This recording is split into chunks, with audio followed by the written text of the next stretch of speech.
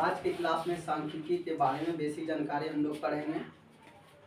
सांख्यिकी सबसे पहले आते हैं हम लोग आंकड़ा क्या है। तो प्रेक्षणों के समूह को आंकड़ा कहते हैं। कोई भी प्रेक्षण आपने किया उसके समूह को ही आंकड़ा कहेंगे। जैसे मान लेते हैं अगर हम लोग किसी घर का परीक्षण करते हैं, अगर पहले घर में 5 आदमी है, जैसे दूसरे घर में 6 आदमी है, तीसरे घर में 7 आदमी और चौथे घर में 8 आदमी, तो ये जो प्रेक्षणों का जो समूह हुआ इसी को हम लोग क्या कहेंगे, आंकड़ा कहेंगे।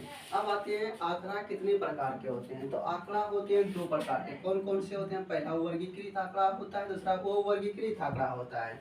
वर्गीकृत आंकड़ा क्या है? वर्गीकृत आंकड़ा जैसे कि 0 से लेकर के 5 से लेकर के 10, ये सब क्या है? वर्गीकृत आंकड़ा है। अवर्गीकृत आंकड़ा क्या है? जैसे 1 2 3 4 या 3 5 7 9। अब आते हैं वर्गीकृत आंकड़ा के 2 प्रकार होते हैं। एक होते हैं समावेशी और दूसरा होता है असामावेशी। समावेशी आंकड़ा किसे कहेंगे? वैसी आंकड़ा जिसका उच्च पहले वाले का उच्च सीमा और दूसरे वाले का निम्न सीमा बराबर होता है, उसे समावेशी आंकड़ा कहते हैं। जैसे मान लेते हैं कि 0 से 5, 5 से 10, तो अगर यदि दोनों का पहले वाले का उच्च सीमा दूसरे वाले का निम्न सीमा अगर यदि बराबर हो तो बोलेंगे यह समावेशी आंकड़ा है। अगर यदि दोनों अलग अलग हो तो बोलेंगे वह समावेशी आंकड़ा। जैसे देखिए पहले वाले का उच्च सीमा दूसरे वाले आंकड़े का निम्न सीमा बराबर नहीं है, तो यह क्या है? वो समावेशी है। अब आते हैं वो समावेशी आंकड़े को समावेशी आंकड़े में बदलने का नियम।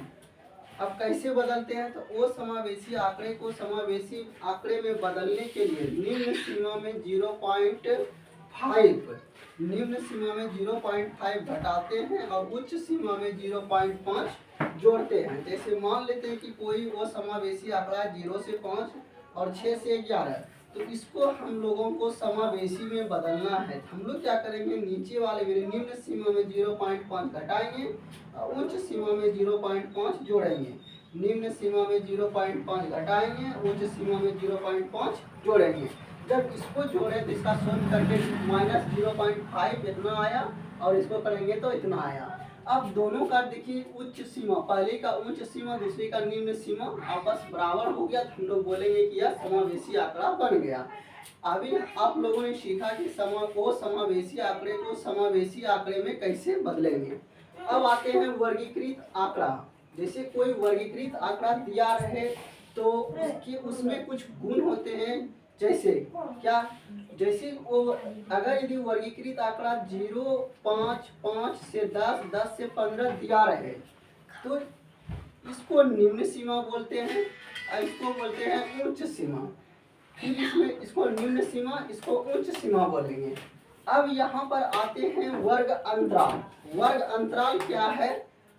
उच्च सीमा माइनस निम्न सीमा, यानी उच्च सीमा में निम्न सीमा घटा देंगे तो उसे ही वर्ग अंतराल बोलेंगे। जैसे कि 5 में 0 घटाए 5, 10 में 5 घटाएं तो 5, यानी वर्ग अंतराल पूरे आंकड़े में हमेशा बराबर होंगे।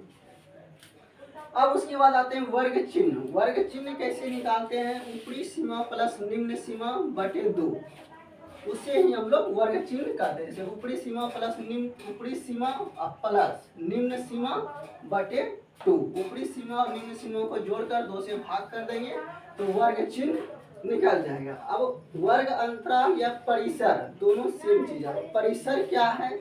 आंकड़े का न्यूनतम सीमा एवं आंकड़े का उच्चतम सीमा, दोनों के अंतर को परिसर बोलते हैं। अब आते हैं वर्ग अंतराल। आप लोगों ने सीखा वर्ग अंतराल बराबर क्या होता है? उच्च सीमा माइनस निम्न सीमा। अब आते हैं वो वर्गीकृत आंकड़े का माध्य बराबर सूत्र।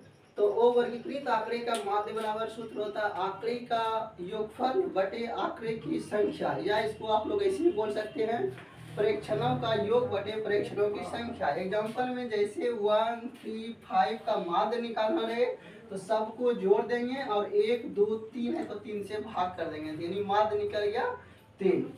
अब उसके बाद आते हैं हम लोग माध्य, माध्यिका, बहुलक। इन तीनों को सम्मिलित रूप से केंद्रीय प्रवृत्ति के माप कहते हैं। अब वर्गीकृत आंकड़े का माध्य, माध्यिका, बहुलक आखिर निकालने के लिए किस सूत्र का प्रयोग करेंगे, कैसे निकालेंगे, इससे आगे के वीडियो में हम लोग देखेंगे।